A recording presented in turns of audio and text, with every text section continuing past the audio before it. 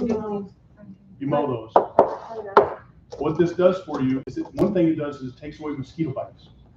So if you get mosquito bites, I've had this work miracles on camping trips.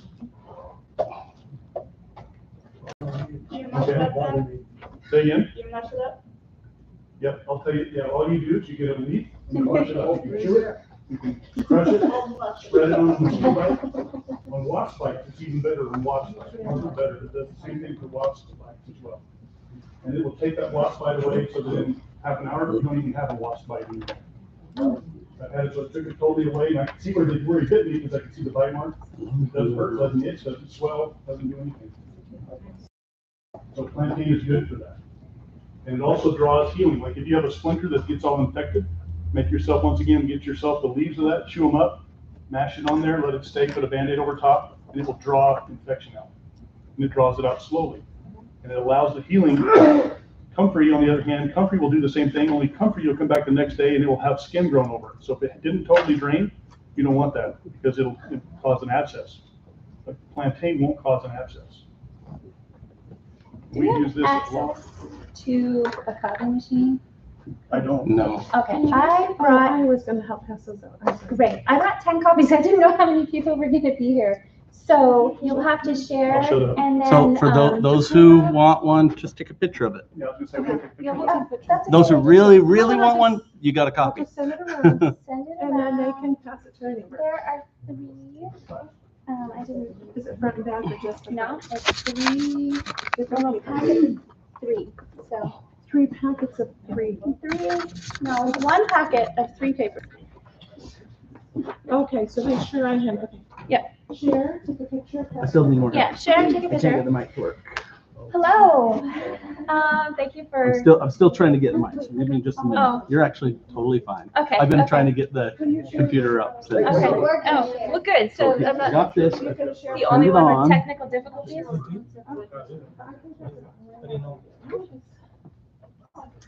That's exactly what I'm trying to figure out. So it was provided. Mike, is it on? Yeah, it's on. Is the other one on? Let's see. No speakers on this, or speakers that won't come? So sorry, Jennifer, to take away from your. No, you did great. You're a great assistant. You got a little preview of what I'm going to talk about tonight. Take the pressure off while you're getting set up. Yeah. So thank you, Dawn, for the pre-show.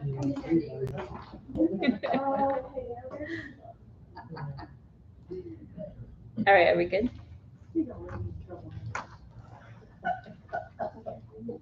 Jack, Mike. Hello, hello. Hello, hello, hello. It says it's not plugged in. Why? It is plugged in. I'm assuming this is a jack mic. It says not plugged in. Plug it up, plug it in again. All right. Can you hear me all okay without the mic? I'll Yes, ma'am. try and speak loud, and if you can't, just, raise your hand. My name is Jennifer DeTore. I am a clinical herbalist and hypnotherapist and a lot of other things. I've spent the last 16 years I've lived here in Cache Valley and really delved into the plants in these mountains. There's a lot of really beautiful food and medicine up there and out here, and every year I think my love and my relationship with those mountains grows deeper and with the plants. So tonight I am here to talk about wild, edible, and medicinal plants. I'm going to cover, if we have time, try and get through about 8 plants. And I picked these 8 plants. They're very common. Most of them you can find in your backyard if you let your weeds grow. But I was up at Spring Hollow this morning, and they're all prolific up there right now as well. That was where we were originally going to meet. And that windstorm, I think, just blew over us, or maybe it's coming in later. I don't know.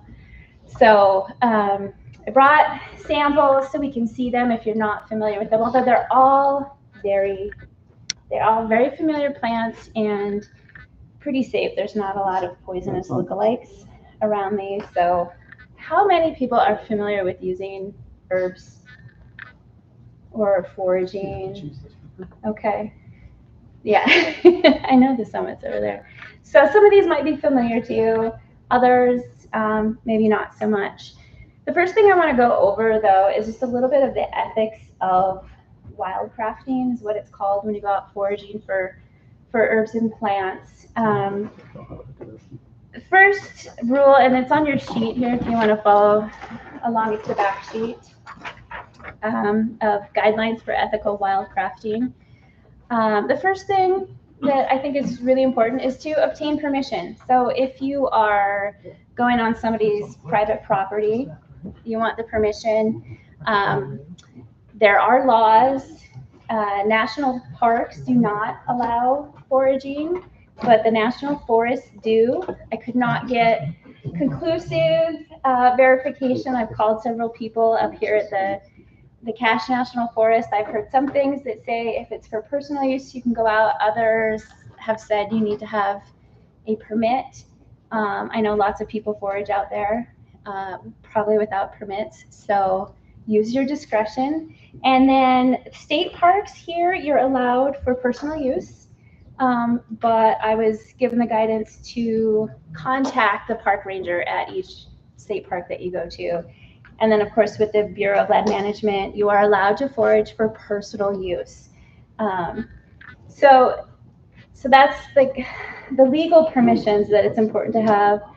The most important permission that I think is getting the permission of the plants. And I know this sounds silly, but when you're working with plants and any being, it's important to get their permission. I harvest, you're in here all the time.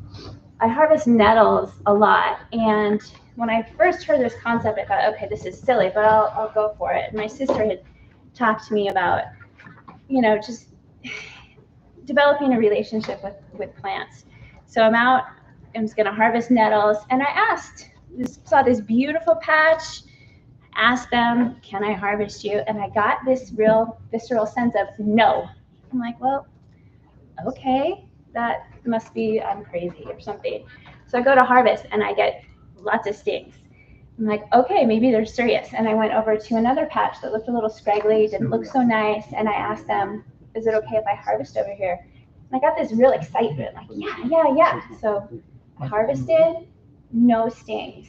And so to this day, you may or may not want to follow suit, but when I harvest nettles, I don't wear gloves, and I get their permission though. So, and you can kind of get this sense. So obtain permission.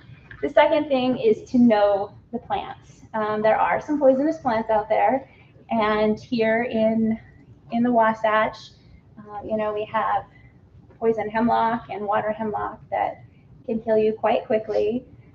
Fortunately, those are pretty easy to identify, but there's a lot of good medicine in that plant family that looks similar. And I know I've got an OSHA from you. And so, so knowing your plants. And Dawn had a pretty good, that book that you have from Rosalie de la Flore, that's a great one. I really like The Edible and Medicinal Plants of the West by Gregory Tilford. Michael Moore, this one's more for the Pacific Northwest, but His Mountain West one is his orange one right over there. yeah, and I'll pass these around. Michael Moore is an excellent resource for learning plants. And then I was gifted this one not too long ago. It's for the Northwest, but it has great descriptions and recipes in it. So Discovering the Wild Plants, I'll pass these around. So have a field guide, know your plants. There's classes out there, lots of herbalists out there to learn them. I'll start these around if you guys want to look at them.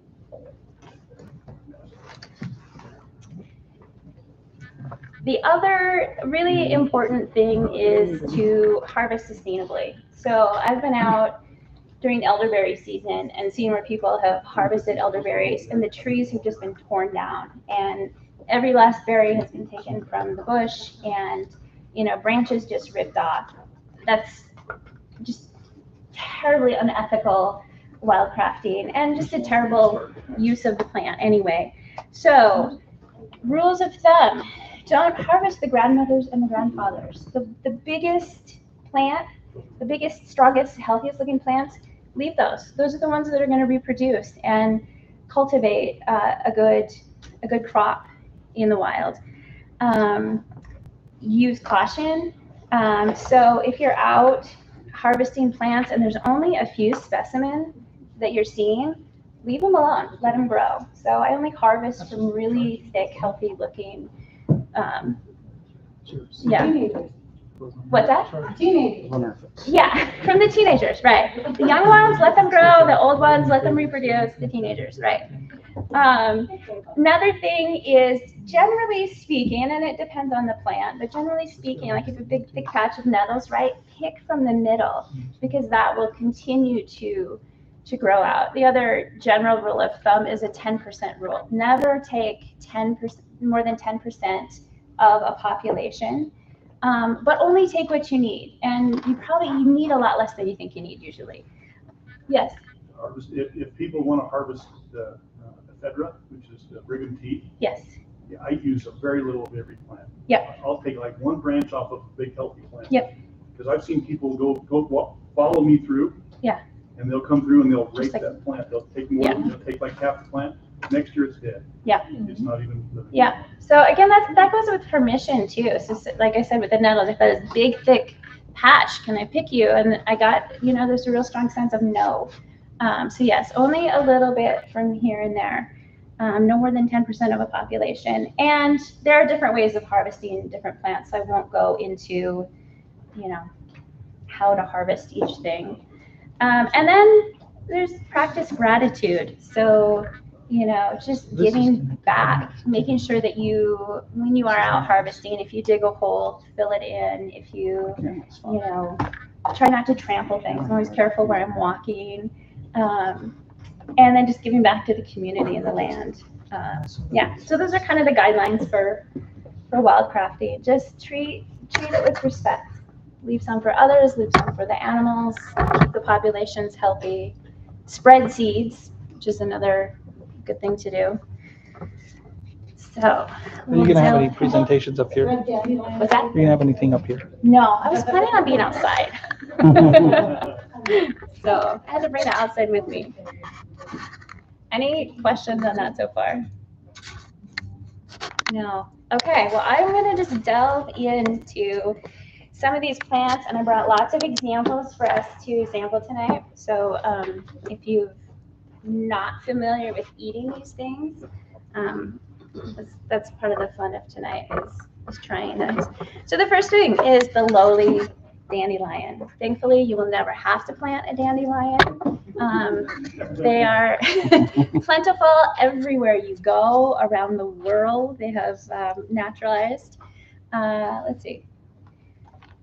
I brought one. I think we all know what dandelions look like, but just in case you're not familiar with dandelions. Dandy. Yeah, they're dandy. They're dandy. So dandelions, you can use the entire plant, except we don't eat the stem, but it is it has the sap in it is good for warts. But the rest of the plant, the flower, the petals, or the leaves and the root, they're all edible and all have great medicinal properties. So how many have tried dandelions? Yeah. What's your favorite way to eat dandelion? Just the leaves right now. Yeah. Very good. Yeah. Anyone else? So is there a certain time that's better to eat it than another? I heard you saying something I was thinking of. Yes, absolutely. So dandelions in the spring before they flower are nice, and I wouldn't quite call them sweet, but they're more like lettuce. After they've flowered, they get really bitter. So they're not, now they're okay because they're young, but after they flower, they tend to get really bitter, and they're better for medicine. But in the spring, before they flower, is a great time. And when you're harvesting them as well, the roots in the spring are better for using as a bitter. So these are things that will stimulate your digestion. They help to clean your liver. They support your liver and your gallbladder. Whereas in the fall, if you harvest the roots, that is better for the inulin content, which is a prebiotic. And so that helps more with like different kinds of digestion issues. Does everybody know what a prebiotic is? Yeah. Okay. So So yeah, so that's harvest them in the spring if you're going to eat the greens or the roots. The roots are delicious. I like to chop them up and stick them in soups and stews and stir fries. Or I brought a sample. I didn't make it, but you can smell it. You scrub the root and chop them up and dry them, and then you roast them in the oven for toast them for about 5 minutes or so, and they get this delicious chocolatey smell and flavor. Not This quite is like Dandelion root? dandelion root. Yeah, so I'll pass this around. You can smell it. What's that? Chocolate. Chocolate, yes, like chocolate, only better. It's good for your liver. So dandelion root, those are if you want the spring roots. If you take after they've flowered though, or later in the season, they're bitter. They will not taste as good. And you can dry the roots, spring roots, you can dry them without toasting them and make tea with them, but it's a little bland, just kind of a little earthy and not as fun. So if you toast them, they get this nice chocolatey bit to them. And if you've never tasted dandelions before, you can eat the leaves, or the leaves. You can eat the petals, and you can eat the leaves. So have a little taste. Yeah. So in addition to having dandelion being, a chocolate-y type tea, what medicinal herbs or whatever, why would you drink it for? Why would you? I'll get into that. So the whole plant is used. It can be used as a green, so the young leaves, like we talked about, you can put them in salads. I love to saute them with garlic and onions and bacon and like a wilted green, a little bit of vinegar on them. The roots, like we talked about, you can eat, and the flowers. And I've brought dandelion flower cookies for us for afterwards. So that's what you get for waiting for me. It's some cookies. It's my thank you. Yeah, so and the flowers, you can eat the flowers as well, obviously. Medicinally, so it's a big list. I'm gonna so I don't forget anything here. The leaves are a digestive bitter, so they will stimulate your bile and stimulate your digestive juices. They're a hepatonic, meaning that they help support the liver and the kidneys. They're a diuretic, and if you deal with edema or high blood pressure, dandelions are excellent medicine. They help to reduce the swelling, reduce your blood pressure, relieve water retention without stripping your body of necessary minerals the way that pharmaceutical diuretics do. They're also a tonic, so they are chock full of all kinds of vitamins and minerals. They're really high in calcium and potassium, iron, vitamin A, which anything that's good for the liver usually has a lot of vitamin A in it. They're restorative, an inflammatory modulator.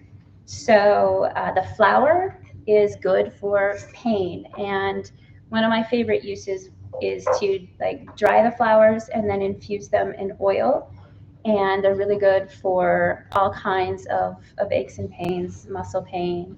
They're also excellent because they work on the liver. They're excellent for any kind of skin problem. So if you have eczema or psoriasis, acne, cysts, they're good for the skin as well. Ugly. What's that? Can it help ugly? Well, I mean, you can maybe, yeah, that you just gotta smile more. So is do you rub it on topically for the flower, for the eczema, or do you make a? No, it's your liver. Yeah. Or do you take it internally? Both. You can take it internally as a tincture, which is a great way to take it, or just eating it as well, like the leaves and the roots. I drink it all the time. Yeah, dandelion tea is excellent for that. Or the oil.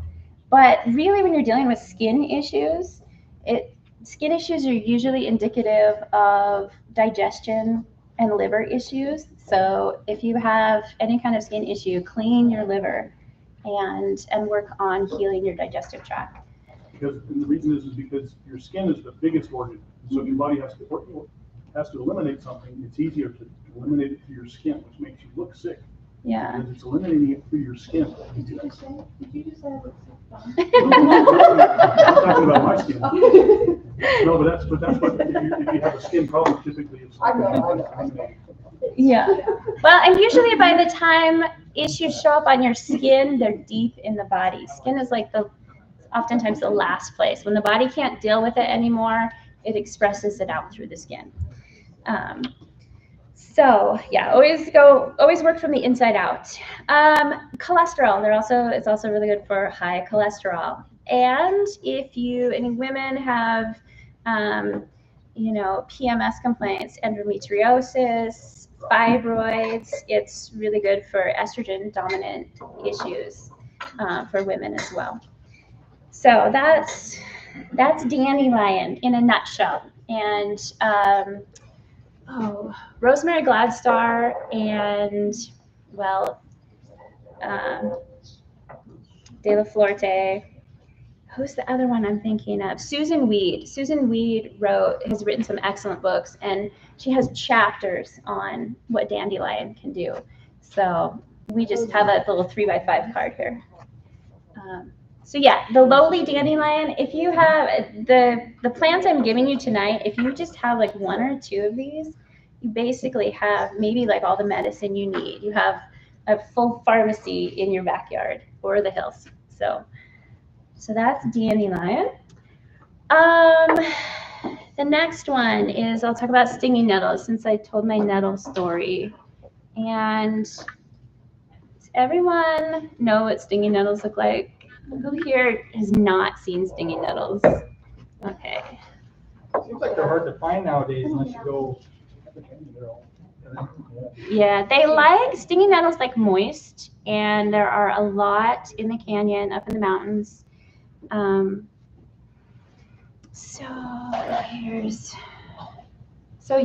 else, did someone else raise their hand? Who's not seen nettles? No.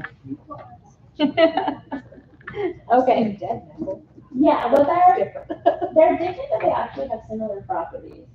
So, what's that?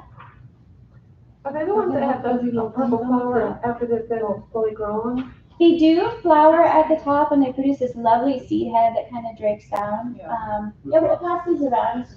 If you take them just from the very end of the stem, you should be okay. Maybe ask them. Is the stem square? So the stingers are all along the stem and under the leaves. So also, if you take them from the top of the leaf, you're safe there. She's asking about the stem. Is the stem square? Yes, square-ish. It's more ribbed, but it is, yeah. I don't think it's a myth. It's not a mint. No. We've had one. Okay. We'll start on this side. So nettles, again, is another herb that the entire, all of the aerial parts. They're nice, so be nice tonight.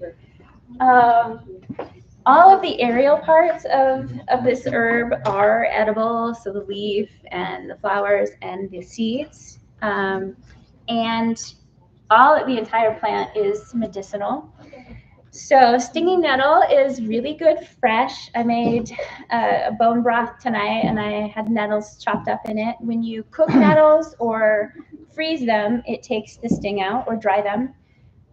So it's only when they're fresh that acid is in there. So once you cook them or dried them, you're safe. So how do you eat them fresh? So I chop them up and either stick them in stir fry again, like the onions and bacon that's a no-fail method for wild greens. It's the bacon, I think. So I saute them. With eggs. That's like a great breakfast. Quiche, soups, stir fries. So you do have to cook them. Also, if you take them from the top of the leaf and fold them inward from the top, Yeah. you just chew on them too. Oh, I've never tried that. Yeah. So yeah, you can do all kinds of things. Tea, they're really good in tea. And so the actions of nettles. Nettles are a tonic. They are highly nutritious. So nettles, dandelions, all the herbs I'm going to talk about tonight are, in fact, I think I brought a sample of it. I make a tincture with them, and I take that instead of vitamins and supplements, or I drink it in tea because it provides. Larry Westover up at Butterfly Express says if you have nettles, alfalfa, and kelp, you have all the nutrients that you need. So they're a powerhouse. They're anti-scorbutic, so they're great for vitamin C. They're astringent. They're stimulatory. One of my favorite uses for nettles is they are an antihistamine. So if you have allergies, antihistamine. So if you have hay fever allergies, they are excellent during allergy season and all year long to like build up your immunity and your system. You have to eat them generally over a while then, or if you have like an acute allergy to something, you can use them that way. With allergies, it is like an acute allergy, it would depend on what it is. But if it's like hay fever, right? Like that's something, yeah, you like build up over a season or even like over the year, cleaning out your, again, allergies in the liver, love your liver. It's like the root of all health issues. You don't use this raw, you cook it, you steam it, right? Well, Don eats it raw, but he's braver than I am. Don, I'll watch out. It's just a green. Yeah, he says turn it. Very nutritious. How long have you been eating it raw? Did you start growing up eating it raw, or did you start that later on in life? He's very adventurous. Yeah. See, you're not very fearful. Maybe 5 years, maybe 10 years. Yeah. Were you trying to cure a sore throat? It's not like an allergy medicine like you'd go to the store and take Aleve or whatever it is. It's not one of those, but you strengthen yourself with the herb strengthens you. Yeah. So, And it's a pleasant tasting herb. It's not bitter. It's like a not quite like spinach, but it's like a dark leafy green. So if you eat it raw, you chew it more than 10 times, then the stinging goes away. More than or just make a tea with it. Or saute it. Unless you're brave like Don. So it contains, this vitamin A, C, D, iron, calcium. It's great if you have low iron, so it's a great source of bioavailable iron. Mineral salts, just chock full of nutrients. So it's good for building your blood if you're weak, anemic. For women, when you're menstruating, it's a great herb to help support your blood. Arthritis, gout, again, eczema, skin issues, rash, allergies. It's also good for asthma with that antihistamine in it. And it's great for your hair. You can make a nice, strong infusion with it and rinse your hair with it. Get nice, shiny hair. So that is nettle. I'm going to run through these kind of quickly because I know I was told an hour. I think I don't have, okay. Any questions on nettles before we move on? And they're all over the hills. I've tried to get them to grow in my yard. They don't. I've not had good success. So fortunately, unfortunately, I have to resort to wild nettles, which is probably better anyway. And doesn't lamb's ear grow near close by? I don't think I've ever seen them together, but what's the question? does lamb's ear grow nearby? Usually you'll Lamb's find ears are much drier. lamb's ear close by. Yeah, that's what I've. If you get nettle in your skin, you take lamb's ear and the deposit knocks out. Oh, that would help, yeah, because lamb's ears are great for that. I've never seen them in the wild together, and I've only ever seen lamb's ears, like, I've seen it in a lot of yards around, but. I got some in my garden if you need some. Yeah. We used to take the young women, steak leaving that was over dinner, kind of what you're doing. Uh-huh. She is this, and she always said, there's nettle for lamb's ear. Huh. My father's put them close by. I would say if there's nettle, look for plantain. They'll be close by. Yeah, and plantains everywhere. Okay, so the next herb, and again, well, nettles is not considered invasive, but the dandelions, burdock.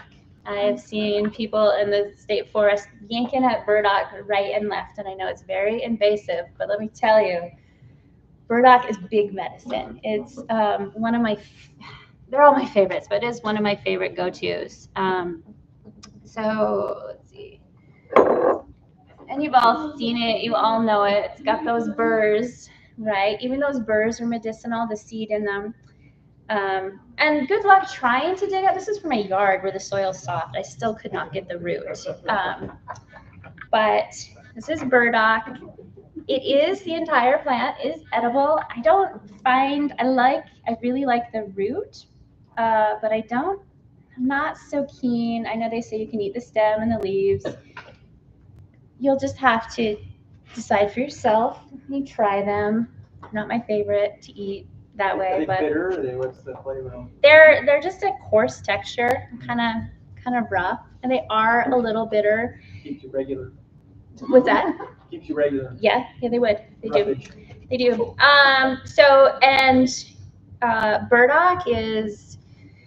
Burdock has a cycle. It's a 2-year plant. So the first year it'll send up leaves. The next year it will send up that big seed stalk with the burrs. So the first year plants are going to be more tender and less bitter. The second year plants will be more bitter. The root on it, I've heard different things. I think the root on that first year plant is softer. The second year root tends to be stringier. So it's still good for medicine, but it is not as good to eat.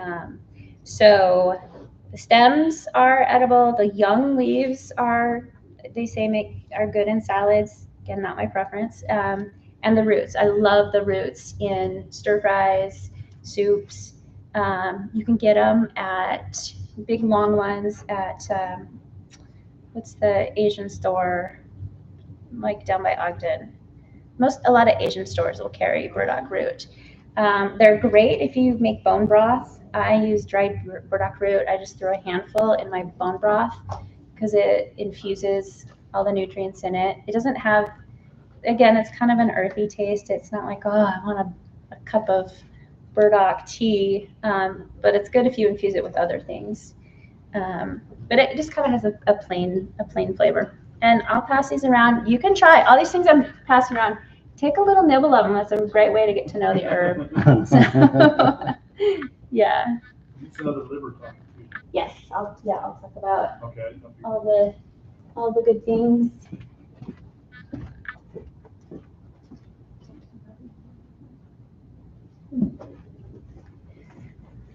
Okay, so burdock. Tea, tincture, oil, nutritional. It is an alterative, which means it helps to bring balance to your body. It's a great anti-inflammatory, antioxidant, a demulcent, meaning that it's very soothing to your tissues, brings moisture to your tissues. It's hepatoprotective, and it is a great liver tonic. Again, if you're dealing with like cystic acne, psoriasis, any kind of cirrhosis of the liver, any kind of liver issues, allergies, skin things, it is excellent for the liver. Burdock is a very slow moving herb, so it's something that you take over a long period of time, and it goes deep in your body. It's like deep nutrition. So it's a great herb that you can take. You can take it all year long. It is cooling, so it is actually better to take in the summertime. Maybe you might have I use it in soups and stews in the winter, but not so much as medicine because it can be a very cooling herb. And I run cold. But if you have inflammatory type things going on in your body, certainly that would probably be a good indicator of burdock. Again, it's another herb that is just full of vitamins and minerals. So it's another, chuck your expensive supplements and go help the forest rangers out and pick burdock, right? And start using burdock. Would you want to dry it up, put it in a capsule so you don't have to taste it? It's not a bad taste. It's not. I make tincture with it because that's my tea and tincture are like my preferred. So unless something is really bitter, I will use it as a tea or eat it. Or if I want a more intense medicine, then I'll use it as a tincture if it's really bitter. Yes. How, many of these herbs do you do? Like, we've had, mint tea in our little garden, and so we cut it and we turn it upside down and dry it. Yeah. And have mint tea. How many of these herbs do you tip upside down, dry out? Or do you usually try to put them in, do you put them in, okay, vodka to make it? To make a tincture? Yes. Yeah. So the dandelion, yes, I do all of that with, and the nettles and the burdock. So dandelion, I dry the root. I eat the greens and the flowers and the root. I dry the root for tea in the winter, and then I do tincture it because sometimes I just like to make a formula, or some people are just like, I don't want it, I don't like the flavor, right? So I do make tincture with that as well. With the nettles, again, all of the above, because it's so nutritional and it has a good flavor. I have a nutritional tea that I make, like a big dry mix, and I drink that instead of electrolytes. I drink that for my vitamins and minerals. So I just constantly have a big jar of that going. So that's one that I use in tea. I do tincture it as well because, yeah, if you had an acute allergic reaction, you want to get a stronger dose, I would take a tincture. And sometimes too, it's like, oh, I didn't get out this year to pick nettles, but I have the tincture. Tinctures can last like 10 or 15 years if they're stored well. So that's another thing too. All of the herbs I'm giving you tonight are very prolific, but sometimes I pick an herb that I know I'm not going to get back out there again for years, or I don't use it very often, or it's very bitter. I'll tincture it. Yeah. Is that an answer? Is that another reason why Swedish bitters that you can get at the natural grocers? Mm-hmm. Does it contain some of those items? That's why they call it bitters? They're bitter, for one, and bitter herbs stimulate your digestion. They support your gallbladder and your liver and your stomach acid, so they are a digestive aid. So if you're dealing with, what are all the heartburn, H. pylori, any kind of gastrointestinal issues, I would say for the most part, digestive bitters are very helpful. Mm-hmm. And our American diets and our stress levels we have a lot of gastrointestinal issues. We're missing, our systems run acidic, but our stomachs tend to be not acidic enough, which is where we run into problems. And we don't have, we're not eating good cultured foods like real sauerkraut and real yogurt. And so those digestive bitters help to boost everything to do with your gastrointestinal tract. Yeah. And yeah, burdock is another one that I dry the roots and I tincture it as well. And I've never made oil with it, but I have heard that the seeds of burdock they make an excellent oil, and they're very soothing to the skin. And again, if you have like psoriasis, eczema, cystic acne, and they're great for that. But it's quite a task to remove the the burr from the seed, and so it's best if you're gonna if you really want a good project, you could winnow them. Yeah. So burdock. Any questions about burdock?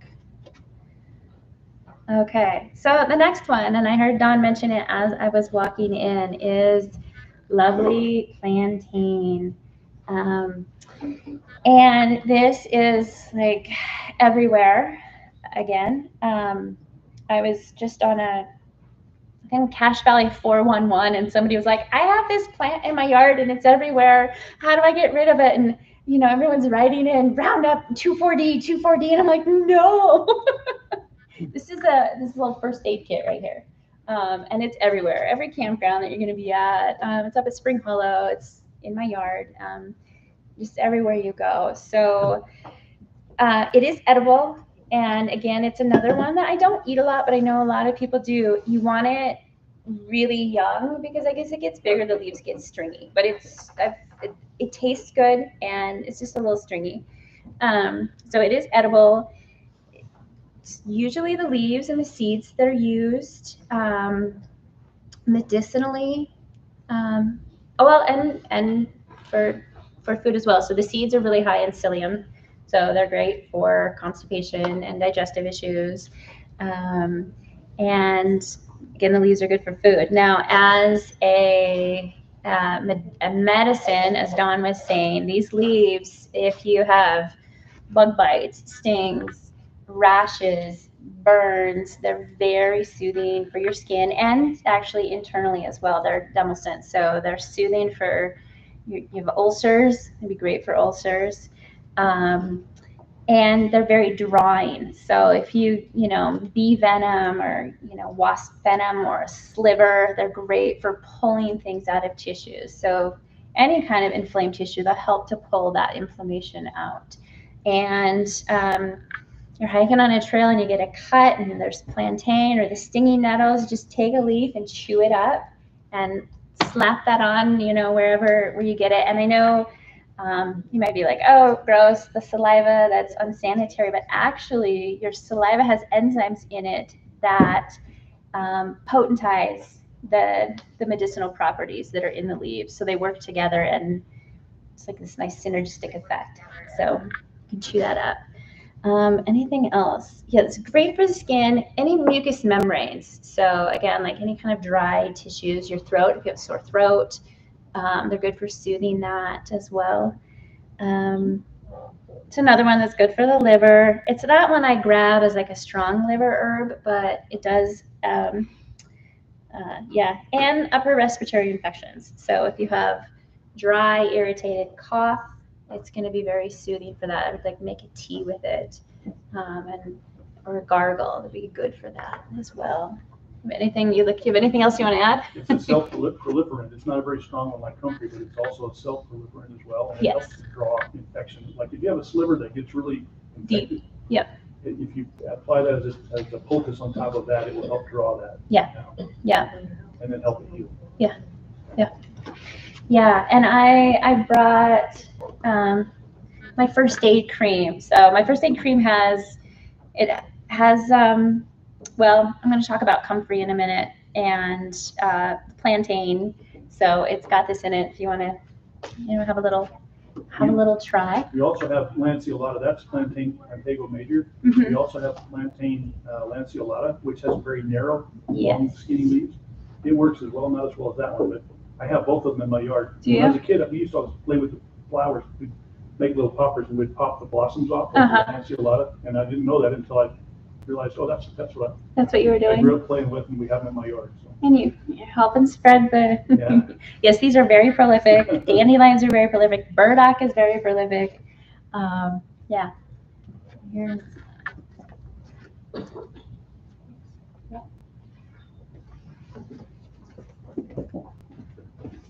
All right. Oh, and all of these herbs, that's the other thing I wanted to talk about. I also chose herbs that are mostly, there's not a lot of contraindications with them. So if you're on other medications or if you're pregnant or breastfeeding, all of the herbs that I've talked about so far are regarded as safe. They don't interact with medications. They're safe to take when you're pregnant and nursing. With the exception of the nettles, contact dermatitis. That's the, yeah. Okay, the next one that I see all over the canyon, and it is another prolific one, is catmint or catnip. It's not just for cats, it's actually for people too. And my dad calls this spearmint. This is not spearmint. It is in the mint family, so you can tell mint family plants, they have a square stem. They all are pretty similar, but they all have their differences too. And it's like, once you get to know it, you know it, right?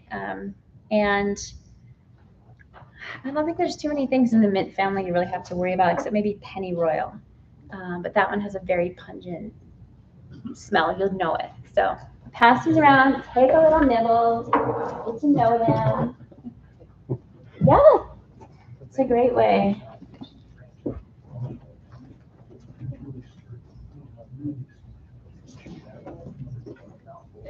So catnip is an aerial plant. You use the leaves primarily, the flowers. Good question. Oh. It will not affect us like it affects cats. Okay, I'll get to that. I'll get to that. Yeah, catnip is, you can use it in a tincture, although it has such a pleasant taste. It's great in a tea. You can put it in salads if you want, but it does have a mild, minty, taste it and get to know it. So catnip has the opposite effect on people that it does on cats, where you give it to your cat and they start bouncing off the wall. You give it to your people and it is very calming and soothing. It's a nice mild sedative herb. So if you restless and sleepless and stressed and tension and an upset stomach and maybe a cranky baby, give them a little catnip, nice little cup of catnip tea, and it's very calming and soothing. It's another one. It's high in nutrients, like all of these bad boys. It's good for colds and fevers. It's an anti-inflammatory, a mild anti-inflammatory, and an anti-spasmodic. So if you have a stomach ache or cramps or gassy, similar to a lot of the mint family, it's good for soothing those things. So yeah, don't reach for the antacids. Don't just have some catmint tea. It inhibits biofilm production on H. pylori. So if you have ulcers and H. pylori overgrowth, it's excellent for helping to remove that biofilm and heal ulcers. And it's good for any kind of spasmodic pain. So if you have muscle cramps, if you have menstrual cramps, backache, it's a good tea to just soothe it. There's so much of it around. You take a bath in it, it'd be very soothing. This one is a mild emmenagogue, which means it helps to promote menstrual bleeding. So if you are in the first 2 trimesters of pregnancy, it's contraindicated. It's recommended to avoid it. Or in your 3rd trimester, if you were taking a larger dose of it, probably take plantain for some of those things instead. So, and I made tea tonight, so we'll have some catmint tea before I send you off. Be ready for bed. Yeah. Okay. The next plant that I'm going to talk about. How are y'all doing? Are you like information overload? Are y'all hanging with me still? Still good? Okay. Good. Great. All right. So I can talk a lot about these things. I get pretty excited. The next mint family, this is another mint family. This is motherwort, and I know motherwort is not native to the Rocky Mountains, but it has naturalized, and I see it all over the hillside. It probably escaped from my yard because I planted motherwort one year, and now I have like 1,000 plants. It's another one that you will have it forever, unless you clip it right after before it sets seeds. The flowers are beautiful, but you want to, clip the seed heads off. It likes to reproduce. I'm going to pass this around. This one is a bitter herb. It's not one that's generally considered is edible, but it's just not very palatable because it's very bitter. But it's such good medicine that I couldn't pass up talking about it tonight. But you can try it. Try it. It's how you get to know them. No, that one's motherwort. Motherwort. Okay. Yeah. Motherwort, the Latin name of it is Leonaris cardiaca, which means lion heart. And my favorite use of motherwort, 2 favorite uses. One is it is an excellent cardiotonic.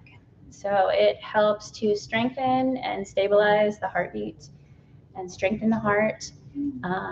It strengthens cardiovascular tissues, and it is another one that is a nervine and antispasmodic. So it stress and tension, it is very soothing for that anxiety if you deal with anxiety, and particularly it has an affinity for women, which is why it's called motherwort. It's good for, you know, a mother's nervous heart, you're stressed out, like have some motherwort tincture, calm your mother heart, strengthen it, help calm you down.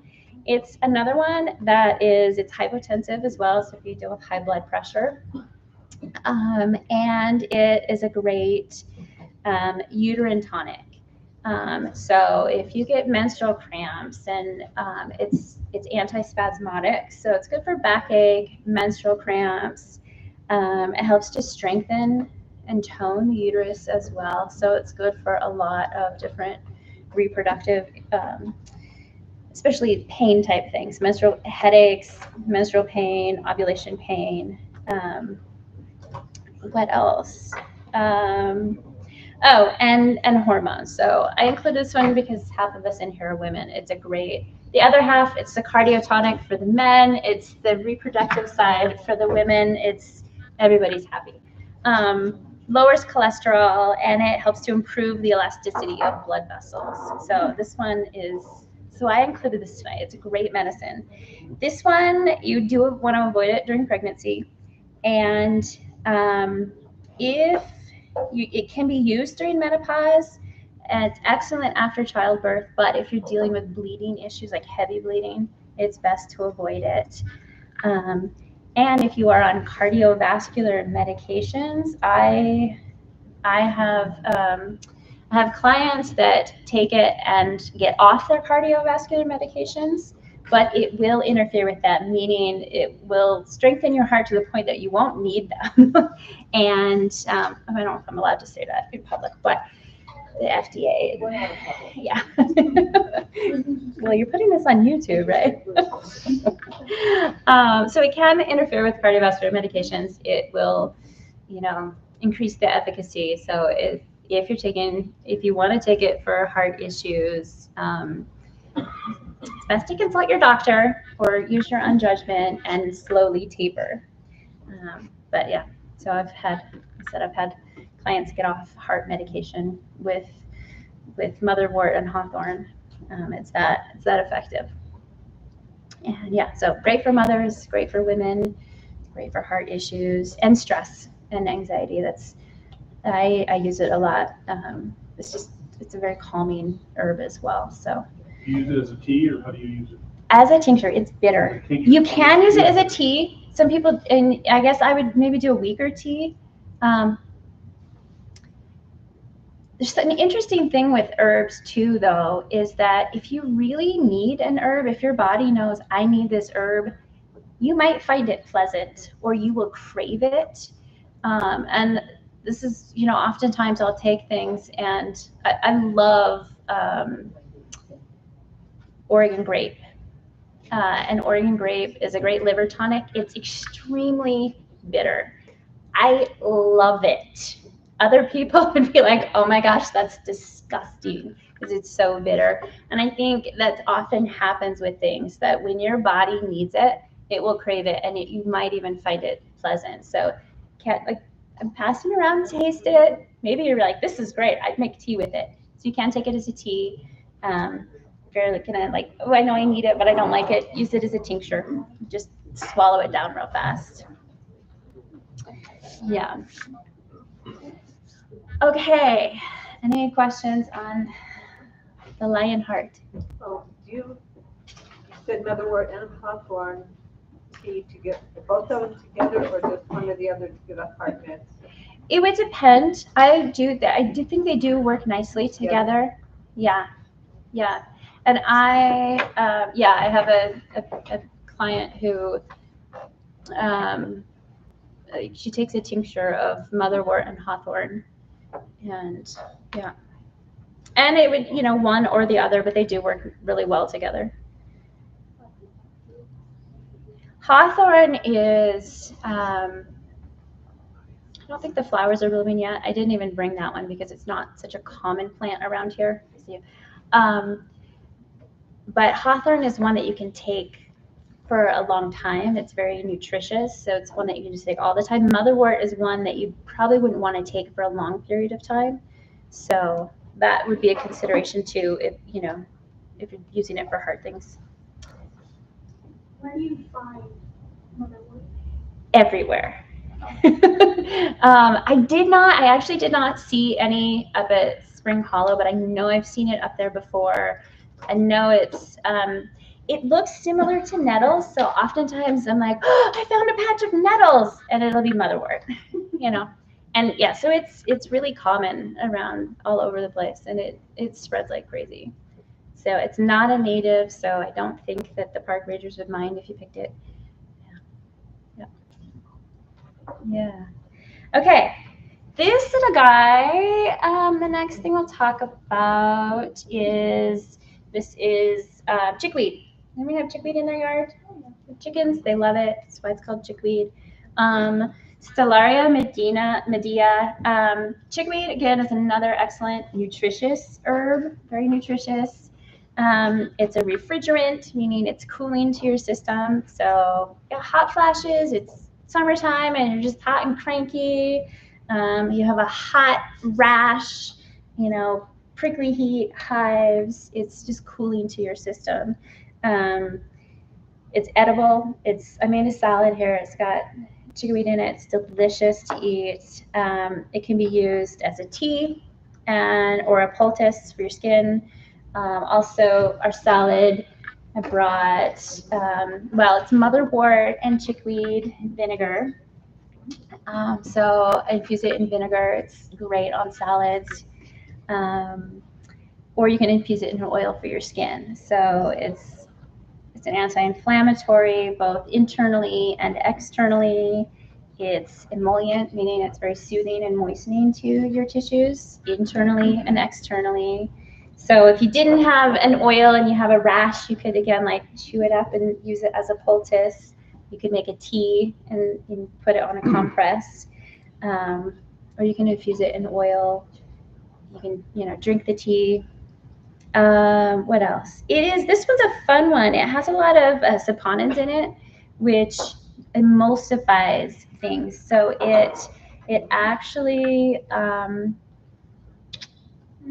what's the word? Not weaken, not dissolve, but it thins out your cell membranes to make things pass through them easier. So both to release toxins and also to absorb nutrients.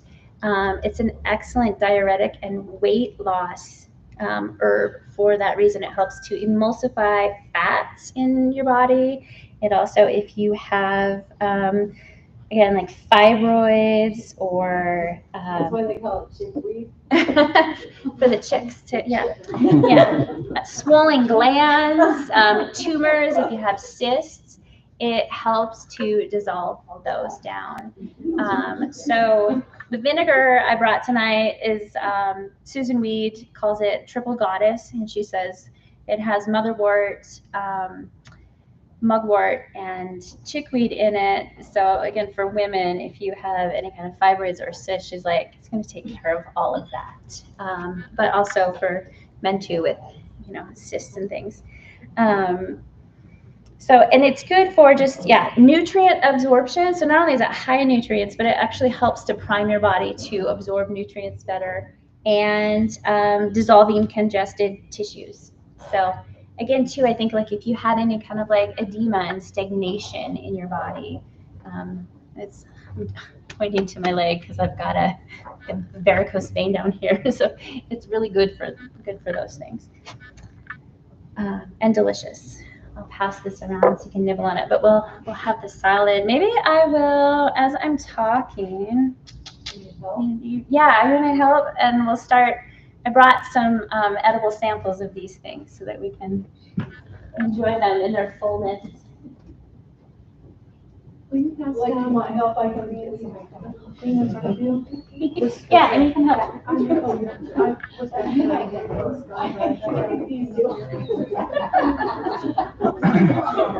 All Or maybe, you know what? Let's see here. What do I have? I've got one herb left, then we'll just like dig in. So yeah, that'll be better. Okay, so the last herb that I brought to talk about is, well, there's two of them here. So Dawn mentioned this one as well. You want to have comfrey. And once you have a comfrey plant, you will always have a comfrey plant. And you want to have a comfrey plant. I didn't bring the roots, but this is, I confused you a little bit here. This is hound's tongue. And again, this grows wild. You see it everywhere. It has those really pretty little pink flowers on it. And then it gets those tiny little flat burrs that stick in your dog's fur and cause mats. And it's really hard to get out forever. Velcro. Yeah. Or your carpet, and then you step on them. So hound's tongue and comfrey are in the same family, and they are, for all practical purposes, interchangeable. So if you don't have a comfrey plant in your garden, you can go up to the hills and take your dog for a hike and bring him back, and you will have hound's tongue for life as well. Totally interchangeable. Can I tell a story about hound's tongue? Yeah. Okay, our daughter Lauren, she's now 26, but when she was about 8, we were going to go up the canyon.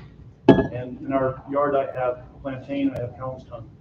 And rounding up all the kids, we have lots of kids. So I'm rounding up all the kids, and Lauren, I'm rounding her up, and all of a sudden she starts to scream. She's uncontrollably screaming. Like, what is wrong with you? She says, wasp! And I thought, oh, where? And so she showed me on her leg, she had 8 bites of a wasp that crawled up her leg. She's messed with it, and it's bit her over and over and over again. So I grabbed some hound's tongue, I grabbed those leaves, I smushed them up, and I said, put this on your leg. And we drove up the canyon. When we got up the canyon, she disappeared. I thought, I wonder what happened to Lauren. So I went and looked for Lauren. I said, how's your leg? And she goes, what's wrong with my leg? Nice. Because the hound's tongue just took it away. Yeah.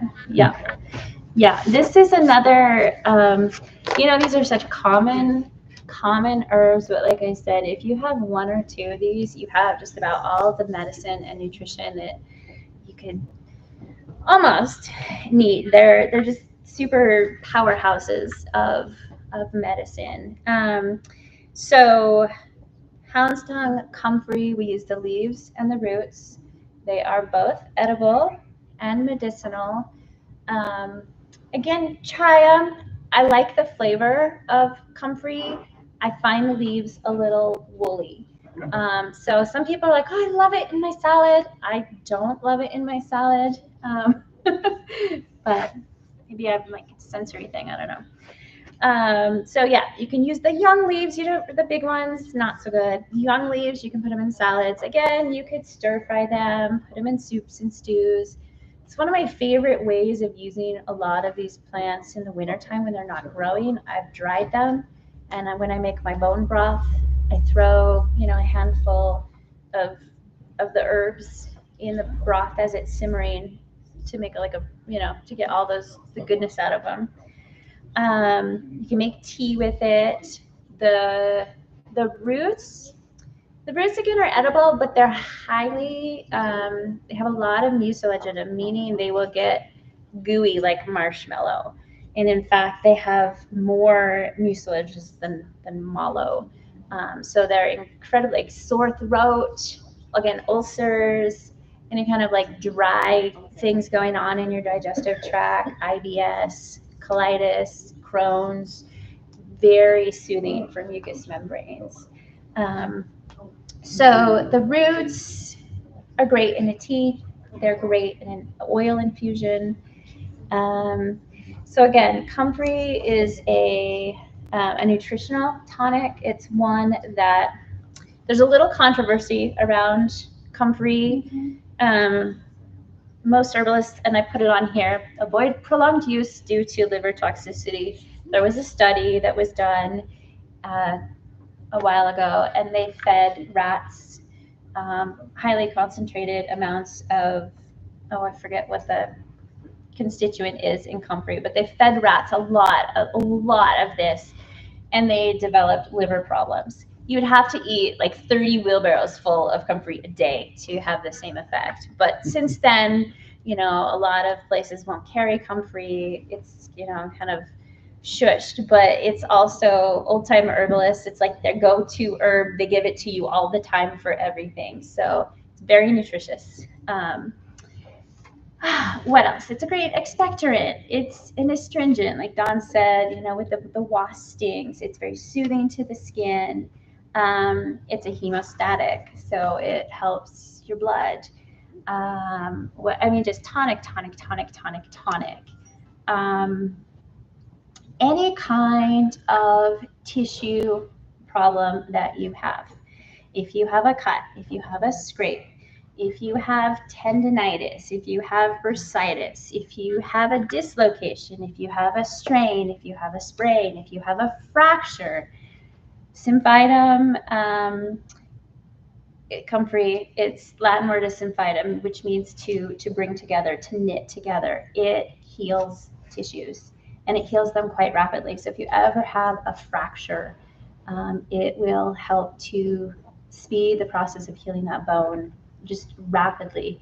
And like Dawn mentioned when I was coming in, if you have a cut, you use comfrey on it, it will heal very rapidly, but you want to make sure that that cut is clean and not infected, because it can heal those tissues so rapidly that it can just like heal over and then like encapsulate that. So it's a speedy healer. It's excellent. It's in my first aid cream that I passed around. It's excellent for healing tissues, but internal tissues, external tissues, your bones, your tendons. One of its common names is bone knit. So it's also probably a great one if you have, osteoarthritis or osteoporosis is what I was thinking of. Arthritis, yes, also, but osteoporosis as well, to help rebuild that bone tissue. So this one, I've never used it for this before, but when I was looking through my notes again, I also noticed that the flower essence is great for head injuries, and it helps to repattern the brain. So probably stroke and TBI. I thought that was awesome. So my daughter gets a lot of migraine headaches, Mhm. and of course she's on, a doctor. Which one of these would reduce that? Would it be this very thing you're talking about? It would maybe depend on what's triggering her migraines. That can be it could be a lot of factors. I don't think their diet is super healthy, Mhm. because her son has a lot of skin problems, Mhm. which you say is liver associated. Oftentimes. And so maybe just a better diet of greens. That's always my first, drink water, drink pure water, structured water, get enough electrolytes, clean up your diet, and you'll probably eliminate. And spend time outside and figure things out in your spirit, right? I mean, really, everything starts on the spiritual level. But that's going to eliminate the majority of your health problems. Yeah. Easier said than done. I know, it's so simple. And easier to not say it, because Deb is an adult daughter. Yeah. Adult children look at you and go, I don't want to hear you. Oh, I know. I know. My adult child who's grown up with all this still. Yeah. Yeah, so that is our whirlwind trip around 8 very common, prolific herbs here in the valley. These you can find everywhere around here, and maybe not the deepest desert. Dandelions, even those those things grow everywhere. But they're just common herbs and just a wealth of nutrition and medicine. So any questions? Who's the next class? My email, I don't have my website up, or I'm not on social media, but I do have my email on here. I have a piece of paper I will pass around. You can put your email and name and email on there, and when Set up another class. yeah, and when I teach classes, Amy, when I teach classes, I will let you know. To be on stage. Yeah. So that is that, and then we've got some parting gifts here. I'll just come up and get them. Let's go ahead and end this, and then we'll do that. Yeah. So Yeah. Any other questions? Would you sell yourself? I have a few things. I've never created them to, to sell them, but this winter I looked at my my personal supply and realized I have more than I will use in like 20 years. So I do have quite a few things available for sale. And I did bring, this was not why I signed up, but I was like, oh, maybe. So I did bring a list. So if you're interested in anything, I do have a list of things that I sell. So we can take a picture of that. Yes, yes. My favorite salve for healing, Mhm. we use it, well, I try to get the kids to use it, they don't even want to use it. For diaper rash, it'll work great, it works for lots of things, but it's basically, there's 7, if you go to a website, there's a website called Wellness Mama, you just got this, where you can Google plantain salve, Mhm. and it's got plantain and comfrey and yarrow and elderberry leaf, Mhm. or elderberry flower. Mhm. I have 7 different things in there, and it heals everything. Yeah, yeah, yeah. The salve I make is similar to that.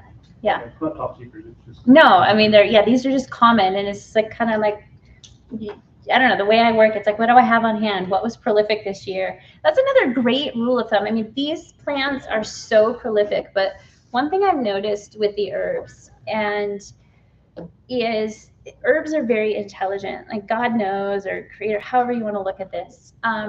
They're very intelligent, and they know they are always responding to the environment.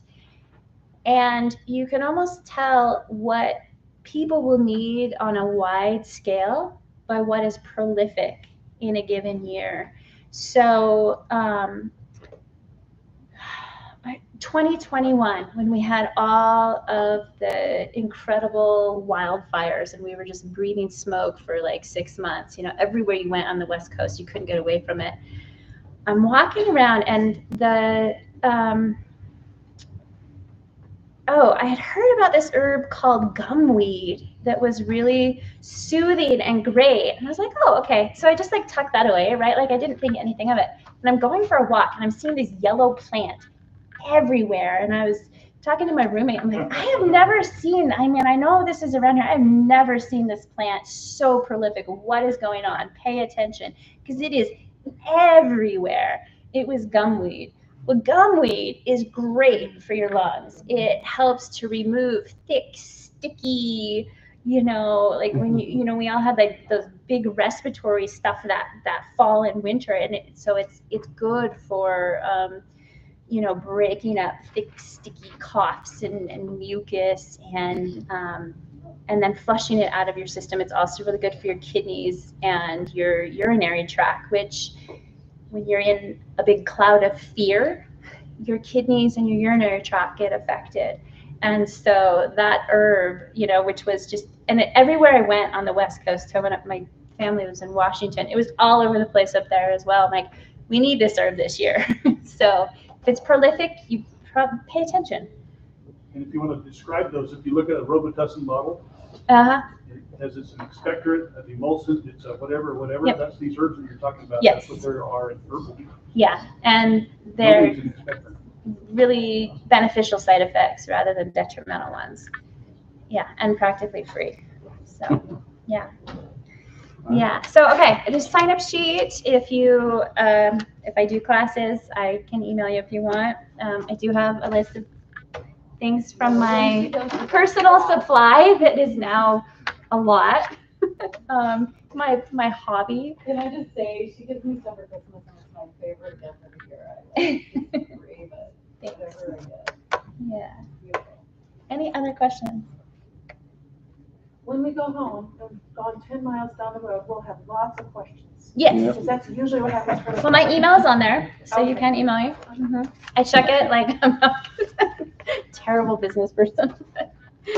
But yeah, thank you, Amy, for getting me out. Yeah. So we have, I'll let you just we'll just line up and come through.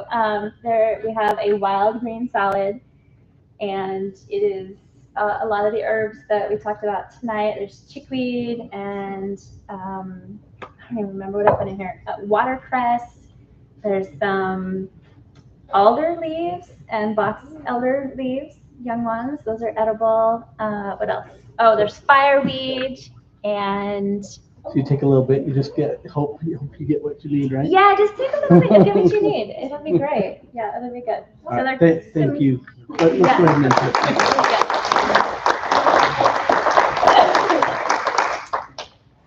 So there's that. There's tea.